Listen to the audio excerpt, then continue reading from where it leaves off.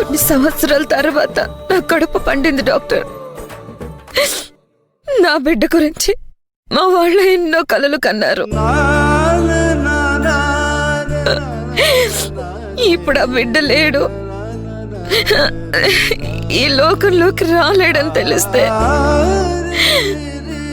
నా భర్త తట్టుకోలేడు, మా తమ్ముళ్ళు తట్టుకోలేరు, మా అమ్మ నాన్న ఎవ్వరూ తట్టుకోలేరు. ఒక తల్లిగా నీ బాధను నేను అర్థం చేసుకోగలనమ్మా. నీ విషయంలో ఒక సమస్య కాదు, ఇంకో సమస్య కూడా ఉంది. ఏంటి డాక్టర్ అది? ఒకసారి అబార్షన్ అయిన తర్వాత మరోసారి తల్లయ్యే అవకాశం ఉంటుంది.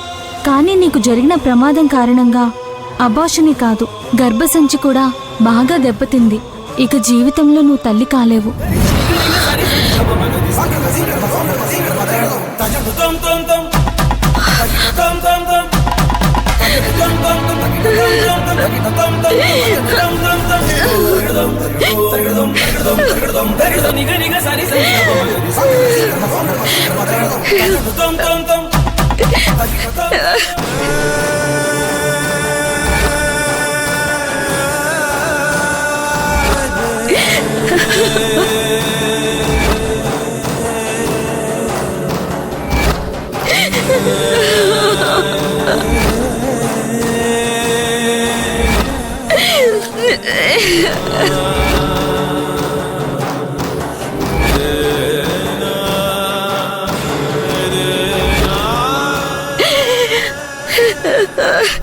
Please control yourself.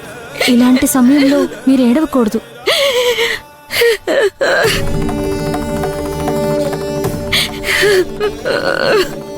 ఇలాంటి విషయం నువ్వున్న పరిస్థితుల్లో చెప్పకూడదు.